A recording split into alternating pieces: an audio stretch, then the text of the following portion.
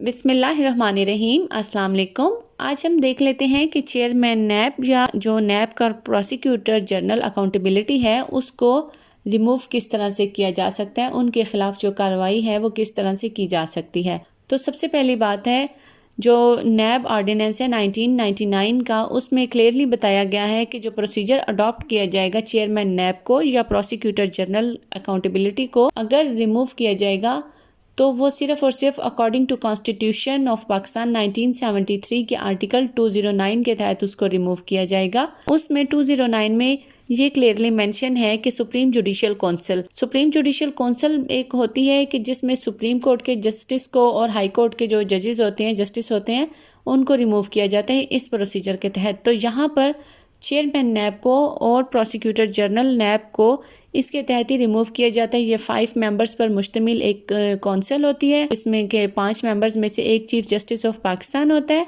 2 most senior जजेस of supreme court of Pakistan होते हैं और 2 most senior chief justice of high courts होते हैं। जिस तरह से हाई कोर्ट हैं, KPK की है, सिंध की है, पंजाब की है, इनमें से जो मोस्ट सीनियर जस्टिस होंगे उनको लिया जाएगा। सुप्रीम जुडिशियल काउंसिल खुद भी या फिर प्रेसिडेंट रेफरेंस बनाकर सुप्रीम जुडिशियल काउंसिल को भिजवा सकता है।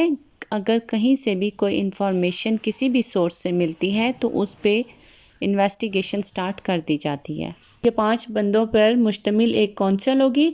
ये काउंसिल फिर इन्वेस्टिगेट करती है उसके कोड ऑफ कंडक्ट के बारे में, उसने मिसकंडक्ट किया है या फिज़िकल और मेंटल इनकैपेसिटी की वजह से वो प्रॉपरली अपनी जो ड्यूटीज़ हैं वो परफॉर्म नहीं कर पा रहा, तो ये रिपोर्ट बनाकर प्रेसिडेंट को भिजवा दी जाएगी। तो प्रेसिडेंट फिर इसको रिमूव करने का ऑर्डर कर देंगे। सेकेंडली, इसमें ये जो सुप्रीम जुडिशियल काउंसिल है ये डायरेक्ट खुद भी पार्स हैं। अगर इसके पास कोई इन्फॉर्मेशन आती है किसी सोर्स से तो फिर भी इसके ख़िलाफ़ वो इंक्वायरी कंडक्ट कर सकती है, लेकिन इंक्वायरी जो होगी उसमें प्रॉपरली देखा जाएगा। अदरवाइज़ जो चेयरमैन नैब है या प्रोसिक्यूटर जनरल है नैब का, उसको किसी भी तरीके से रिमूव नहीं किया जा सकता। उसको सिर्फ़ और सिर्फ आर्टिकल 209 के तहत ही रिमूव किया जा सकता है। जो भी प्रोसीडिंग है आर्टिकल 209 के तहत वो किसी भी तरह किसी भी प्लेटफॉर्म पे उसको चैलेंज नहीं किया जा सकता, वो फुल एंड फाइनल तस्वर की जाएंगी। जो बेशक सुप्रीम जुडिशियल काउंसिल जो है वो रिपोर्ट बनाकर प्रेसिडेंट को भेजती है रिमूवल के लिए,